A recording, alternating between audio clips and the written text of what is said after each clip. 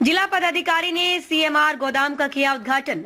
FRK नहीं मिलने से मिलर परेशान। जिला पदाधिकारी विशाल राज ने शनिवार को सीएमआर गोदाम का विधिवत उद्घाटन फीता काट कर किया। इस मौके पर अनुमंडल पदाधिकारी अनिकेत कुमार के साथ साथ बिहार राज्य खाद्य निगम के अधिकारी और मिलर मौजूद थे। उद्घाटन समारोह में मौजूद अधिकारियों एवं मिलरों ने जिला पदाधिकारी का पुष्प गुच्छ प्रदान कर स्वागत किया। इस मौके पर जिला पदाधिकारी विशाल राज ने कहा कि धान अधिप्राप्ति का 50% लक्ष्य पूर्ण हो गया है। उन्होंने कहा कि आज 10,000 मीट्रिक टन क्षमता के गोदाम का उद्घाटन हुआ है, साथ ही अन्य गोदाम भी उपलब्ध हैं। वहीं उन्होंने मिलर को एफआरके उपलब्ध नहीं होने के सवाल पर कहा कि एफआरके उपलब्ध होना शुरू हो चुका है और किसी तरह की समस्या नहीं है। इधर मिलर मोहम्मद रियाज, प्रमोद कुमार आदि ने कहा कि पिछले वर्ष दिसंबर महीने में ही सीएमआर गोदाम का उद्घाटन हुआ था, लेकिन इस साल 1 महीने से लेट से गोदाम का उद्घाटन हुआ है और अभी तक एफआरके नहीं मिला है, जिसकी वजह से हमें परेशानी हो रही है।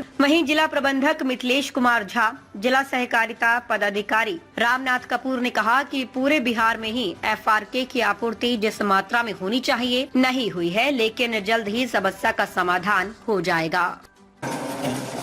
सीएमआर गोदाम का आज यहाँ पर स्टार्ट हुआ है। सीएमआर बिकना यहाँ पर और हम लोगों को प्रॉक्योरमेंट हम लोग ऑलरेडी किशनगंज जिला में 53% से ज़्यादा का प्रॉक्योरमेंट हो गया है टारगेट में, और रोटेशन अभी तक रुका हुआ है, लेकिन आज से सीएमआर गोदाम बिकना स्टार्ट हो गया, तो रोटेशन भी स्टार्ट हो गया। तो गोदाम में जो हम लोगों का धान खरीद के आया हुआ है वो सभी मिल्स पर ही सारी मिलिंग स्टार्ट हो जाएगी और मिल से गोदाम में भी स्टार्ट हो जाएगा और जितना प्रॉक्योरमेंट हम लोग का वो तेज़ी से कम्प्लीट होता है। कैपेसिटी का जो हम लोग यहाँ पर देख रहे हैं 10,000 एमटी का गोदाम है, और इसके साथ ही यहाँ पर दोनों साइड में हम लोगों का यहाँ पर अच्छी खासी कैपेसिटी है हम लोगों। सर ये धान अधिप्राप्ति का लक्ष्य काफ़ी कम है और एफआरके भी सर उपलब्ध नहीं हुआ।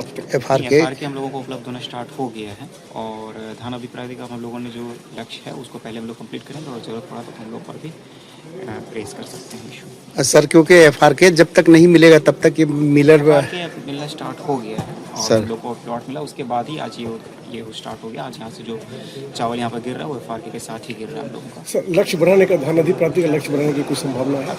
तो उसको हम लोग पहले लक्ष्य पूरा करने का प्रयास करेंगे, उसके बाद हम लोग आगे का प्रयास करेंगे। और सर इस गोदाम के उद्घाटन हो जाने से सर निश्चित रूप से हम लोगों का जो रोटेशन स्टार्ट हो जाएगा, जितना भी धान खरीदारी हो रही है उनको रोटेशन स्टार्ट होने से जो अधिप्राप्ति चल रही है उसमें और तेज गति आएगी। पर नहीं मिल रहा है क्योंकि इस KMS में हम लोगों का एफआरके सेंट्रल गवर्नमेंट से पहले बैच पास होने के बाद फिर हम लोगों को प्रोवाइड करवाया जा रहा है।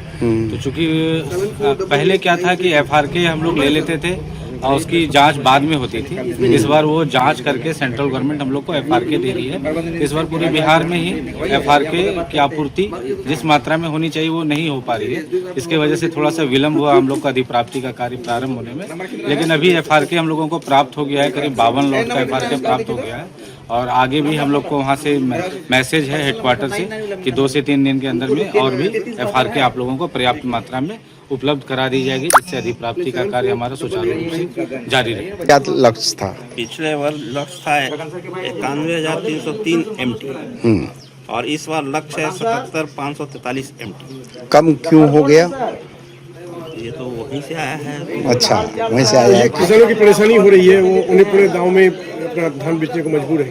अरे किशनगंज में क्या नहीं, ऐसा तो नहीं है। हम लोग कोशिश कर रहे हैं कि जहाँ तक किसान खा लिया जा जा रहा है। लक्ष्य बढ़ने का कोई संभावना है? जब हम लोग ये लक्ष्य अचीव कर लेंगे तो सर डीएम सर बोले हैं कि फिर बढ़ाने के लिए हम लोग रिक्वेस्ट करेंगे। क्या शुभ नाम हुआ सर आपका? मेरा नाम है अमरनाथ कपूर। क्या है सर आप? जिला सहकारिता किसान। कमी तो बहुत सारा है, एक एक करके गिनाए तो बहुत सारा, मतलब कि इस सिस्टम में इस साल खास करके कमी है। इसलिए कि सीएमआर केंद्र का उद्घाटन आज हो रहा है। पिछले साल 18 दिसंबर को सीएमआर केंद्र का उद्घाटन हुआ। 1 महीना लेट हो गया हम लोग। 1 महीना में नहीं भी होता तो 3 दिन ही 600 लॉट हम लोग चावल जमा कर चुके होते और 600 लॉट अगर जमा कर देते तो फिर 600 लॉट धान हमारा टैक्स गोदाम में खाली हो जाता। तो फिर हम 600 लॉट जो है वो पैसा जैसे ही आता है अर्निंग SFC से होकर के टैक्स अकाउंट में, फिर उसको हम फिर खरीद कर लेते हैं। खरीद अभी पिछले 20 दिन से बाधित है। इक्का दुक्का जिनका गोदाम का कैपेसिटी है वही खरीद कर पा रहे हैं।